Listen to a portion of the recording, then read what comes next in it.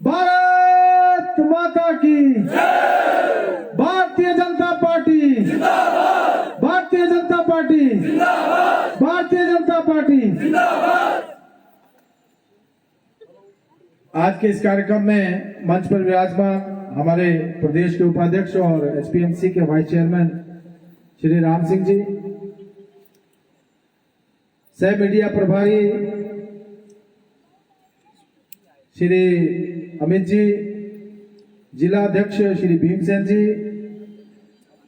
APMC के हमारे chairman Ramesh ji तथा मंच पर विराजमान समस्त नेतागण, क्योंकि मुझसे पूर्व वक्ताओं ने सभी के नाम ले लिए हैं, सबका एक साथ संबोधन करते हुए सम्मानित मंच और मेरे सामने बैठे सभी आदरणीय बुजुर्गों, मातृशक्ति, नौजवान साथियों, मीडिया के बंधु,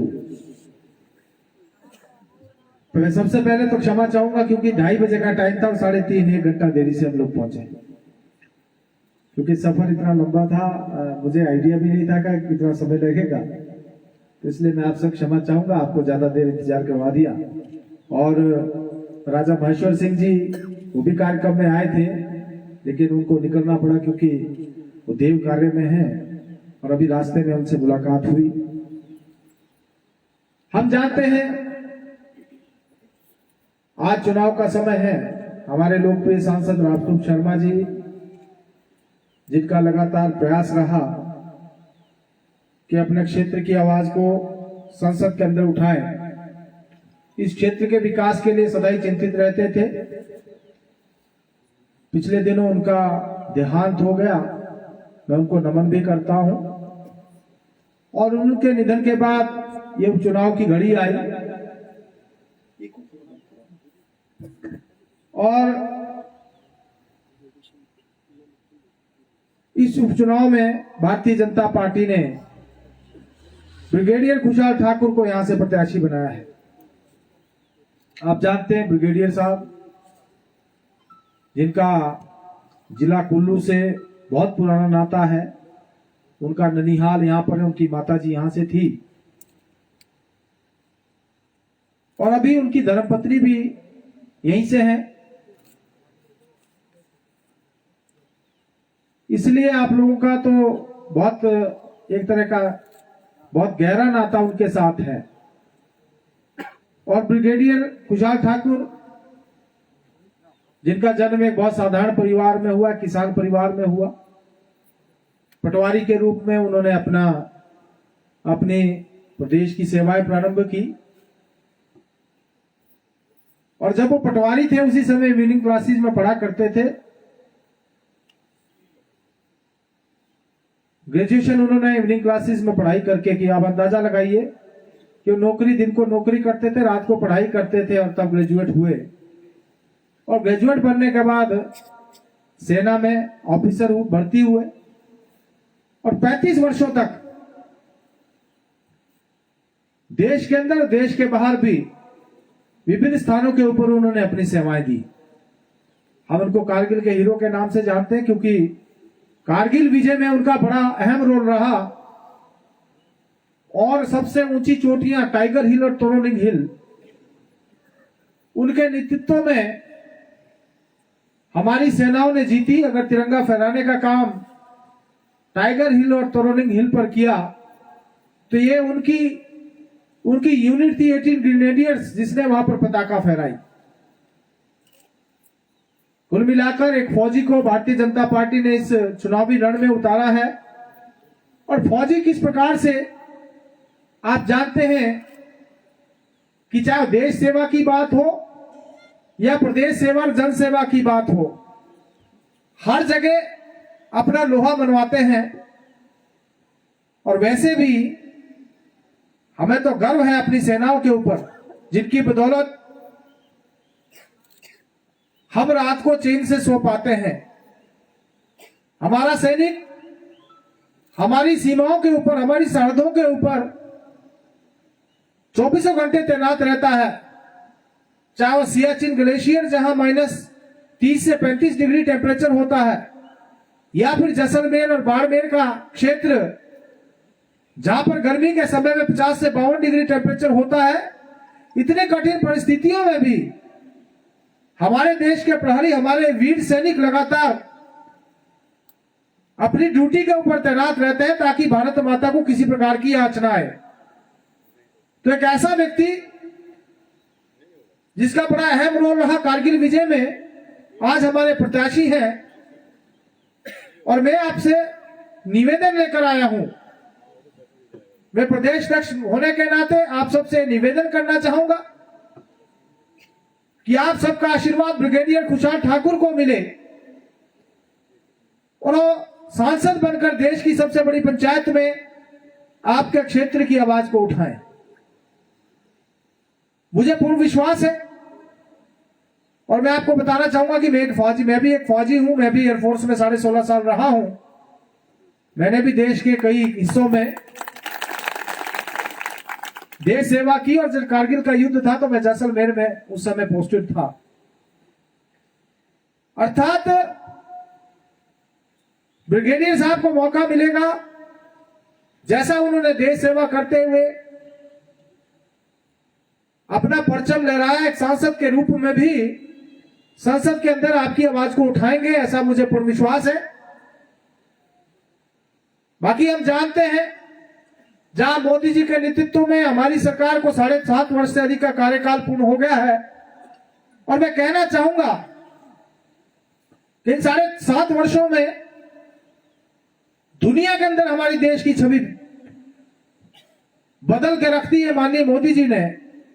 आज मोदी जी केवल हमारे प्रधानमंत्री नहीं है, केवल हमारे हिंदुस्तान के नेता नहीं है, अपितु एक विश्व के नेता के रूप में उभर कर आए हैं। जिस प्रकार से आज दुनिया के अंदर हमारी पहचान बदली है। एक समय था जब यूपीए के समय में प्रतिदिन कोई ना कोई घोटाला सामने आता था और दुनिया के अंदर हमारी छवि एक भ्रष्ट राष्ट्र की बन गई थी। हर कोई समझता था कि हिंदुस्तान जो एक भ्रष्ट राष्ट्र है, क्योंकि प्रतिदिन कोई ना कोई घोटाला आता था। कभी 2G स्पेक्ट्रम, कभी 3G स्पेक्ट्रम, कभी कॉमनवेल्थ खेल घोटाला,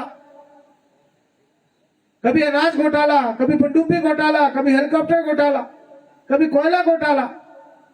अर्थात घोटाले घोटाले होते रहे, लेकिन इन 7.5 वर्षों में एक भी घोटाला हमारी सरकार के समय में नहीं आया और आज दुनिया का नजरिया बदला है। जो देश मोदी जी को वीजा नहीं देते थे, आज मोदी जी को अपने देश में लाने के लिए मोदी जी के कदम उनके देश में पड़ जाएं, इसके लिए आतुर रहते हैं। अर्थात मोदी जी के नेतृत्व में न केवल छवि हमारी बदली है, अपितु हम तेज गति से आगे बढ़ने वाला देश बने हैं। हम आर्थिक रूप से भी सुदृढ़ हुए हैं, हम सामरिक रूप से भी सुदृढ़ हुए हैं और दुनिया के अंदर आज तीसरी महान शक्ति बने हैं, जिसके अंदर एक कैपेबिलिटी है कि वो सर्जिकल स्ट्राइक कर सके।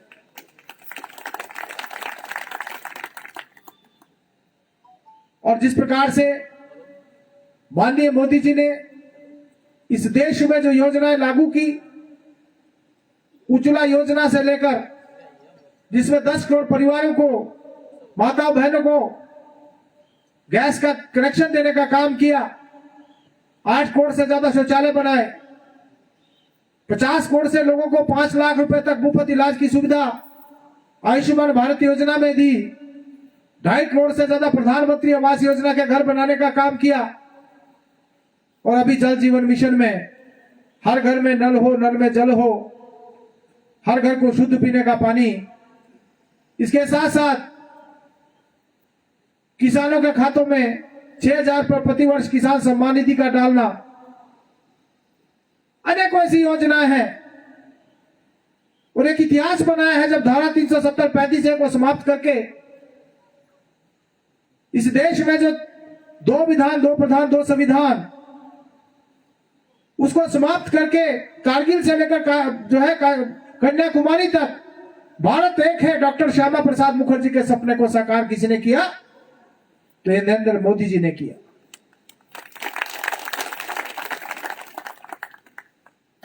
ट्रिपल तलाक को समाप्त करने की बात हो या अयोध्या में राम मंदिर बने और उसका शिलान्यास का काम अगर किसी ने किया तो ये मोदी जी ने किया। आज जिस प्रकार से one nation one tax, one nation one ration card, one rank one pension और इस प्रकार की अनेकों योजनाएं इस देश में अगर कोई लेकर आया तो ये नरेंद्र मोदी जी हैं।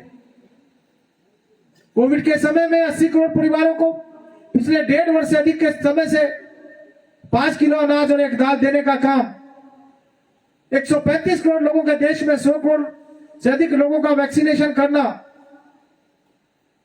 मैं कहना चाहूंगा हमारे देश के लिए एक बहुत बड़ी उपलब्धि है।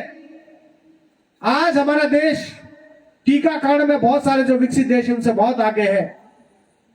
अर्थात कोविड की महामारी के समय में भी जिस प्रकार से माननीय मोदी जी ने इस देश के लोगों के लिए ना केवल राशन उपलब्ध करवाया ताकि कोई भूखा ना सोए, साथ ही साथ वैक्सीन का प्रबंध करना। और मैं आपको बताना चाहूंगा, जब भी कोई महामारी आती थी तो हमारे देश में वैक्सीन आने में कई दशकों लगते थे, लेकिन 9 महीने के अंदर अंदर अपने 2 वैक्सीन तैयार करना और उसको लोगों को देना और मुफ्त वैक्सीनेशन पूरे देश भर के लोगों का करना एक महान उपलब्धि हमारे लिए है।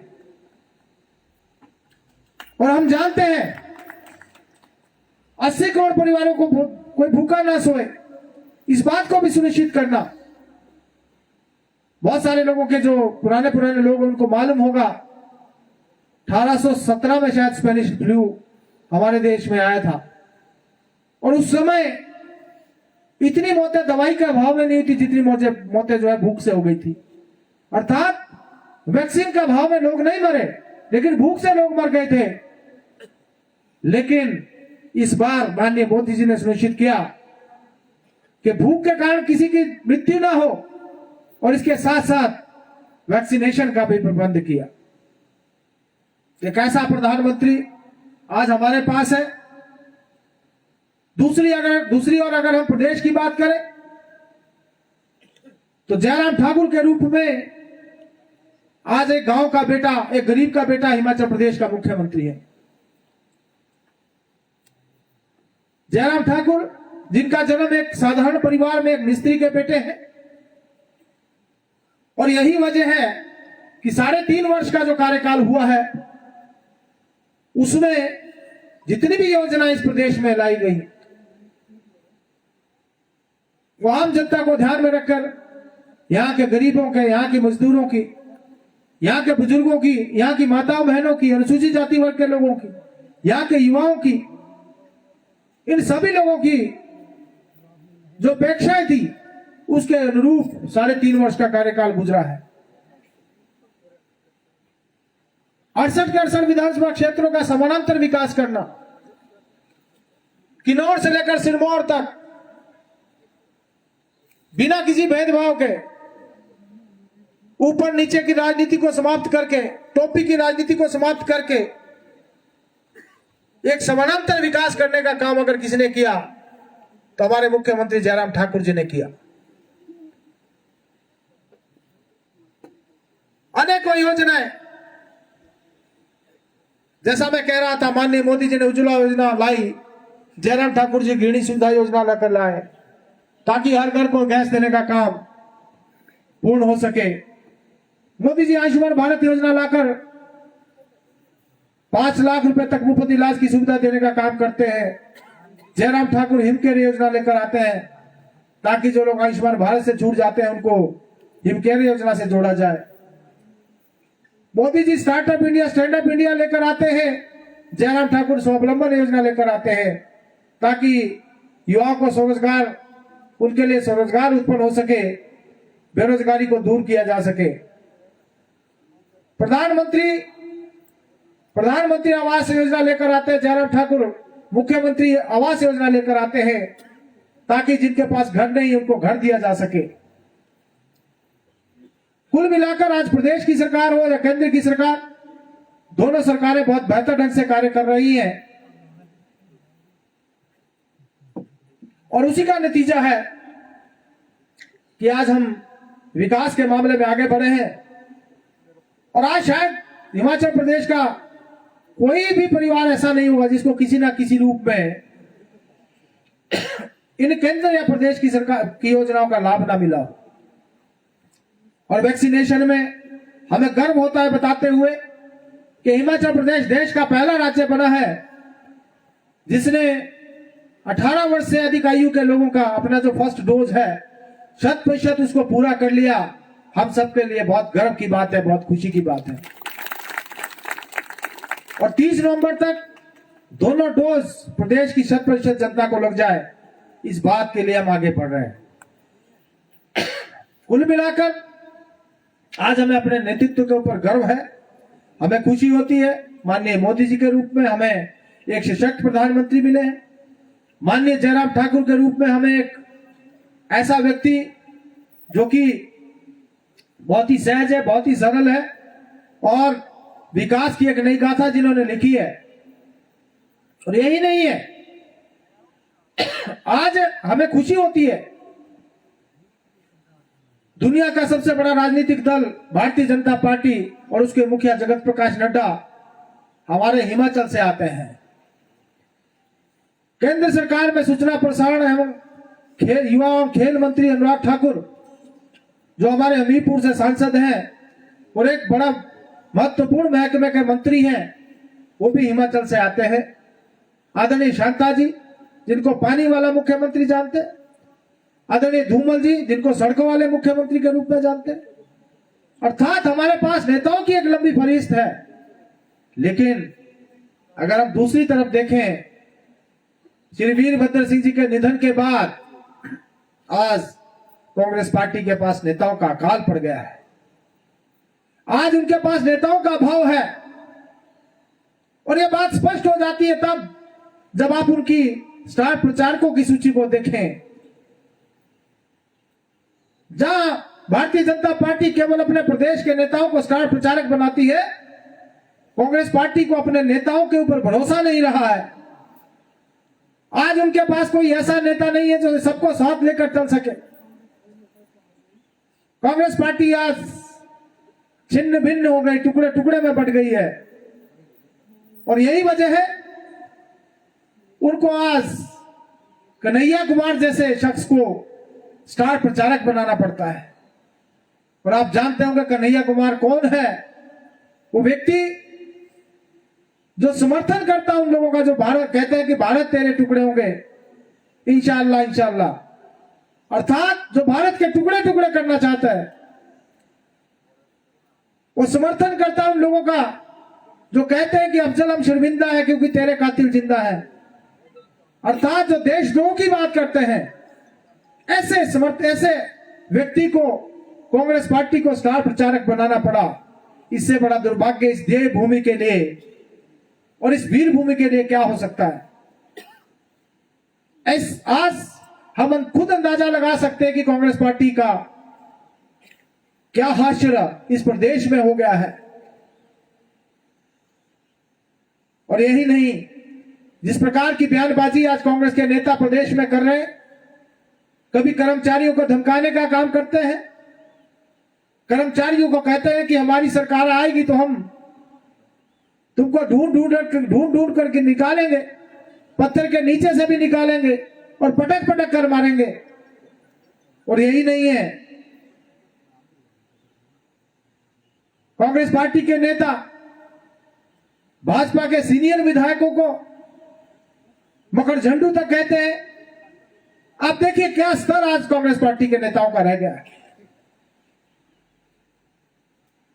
और जिस प्रकार से कांग्रेस की प्रत्याशी सैनिकों के बारे में टिप्पणी करती है, कारगिल युद्ध को एक छोटा सा युद्ध बताती है जिसमें हमारे 527 वीर जो है उनकी शहादत हो गई, जिसमें हमारे 52 हिमाचल प्रदेश के वीर बांकुरे उन्होंने अपने प्राणों की आहुति दे दी। हिमाचल के ही 52 परिवार के चिराग उछड़ गए, उनकी माताओं के बेटे चले गए, बहुत सारी बहनों का सुहाग उजड़ गया। और कांग्रेस की प्रत्याशी कहती है कि ये तो छोटी सी लड़ाई थी। अरे भाई, और कितने मारना चाहते थे? मैं उनसे पूछना चाहता हूं कि वो किसको लड़ाई मानते हैं।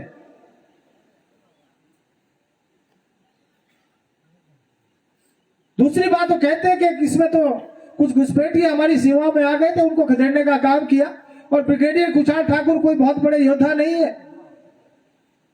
लेकिन मैं उनको बताना चाहूंगा, जो भी लड़ाई आज तक हिंदुस्तान ने लड़ी है, उसमें हर बार दूसरे देशों ने ही हमारे यहां अतिक्रमण करने का प्रयास किया और हमारी सेनाओं ने उनको मुंह तोड़ जवाब दिया। कुल मिलाकर चाहे शहीदों के अपमान की बात हो, चाहे विधायकों को मकरझंडू कहने की बात हो, या कर्मचारियों को धमकाने की बात हो, इससे स्पष्ट हो जाता है कि भारतीय जनता पार्टी इस चुनाव को आज बड़े मार्जिन से जीतने वाली है। जिस प्रकार का माहौल आज इस संसदीय क्षेत्र में है, पिछली बार आप लोगों ने 4,05,000 से ज्यादा लीड देकर रामस्वरूप जी को संसद में भेजा था। इस बार इस क्षेत्र की जनता ब्रिगेडियर कुशाल ठाकुर को उससे ज्यादा मतों से आगे संसद के अंदर भेजेगी, जिस प्रकार का माहौल आज इस संसदीय क्षेत्र में बना है। तो भाइयों और बहनों, मैं आपसे निवेदन करना चाहूंगा, आग्रह करना चाहूंगा, ब्रिगेडियर कुशाल ठाकुर सांसद बने, लेकिन उसमें आप सबका भी सहयोग हो, आपका भी योगदान हो, ताकि इस क्षेत्र के विकास के लिए और क्षेत्र की आवाज को वो संसद के अंदर उठा सके और जयराम ठाकुर जी के हाथ और मजबूत हो सके। उसके लिए आप सबका आशीर्वाद ब्रिगेडियर कुशाल ठाकुर को चाहिए।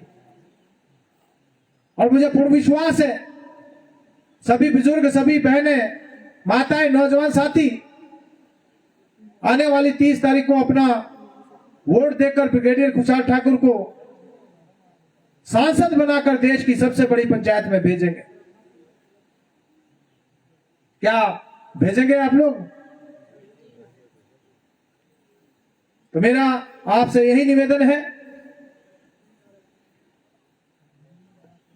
आप सबका आशीर्वाद ब्रिगेडियर साहब को मिले। हम जानते हैं ब्रिगेडियर साहब का घर घर जाना मुश्किल होगा, हर घर तक पहुंचना मुश्किल होगा। आप स्वयं ब्रिगेडियर कुशाल ठाकुर बनकर घर घर तक जाएं, उनके लिए वोट की अपील करें, ताकि आप सबका आशीर्वाद उनसे मिल सके। और जब 2 नवंबर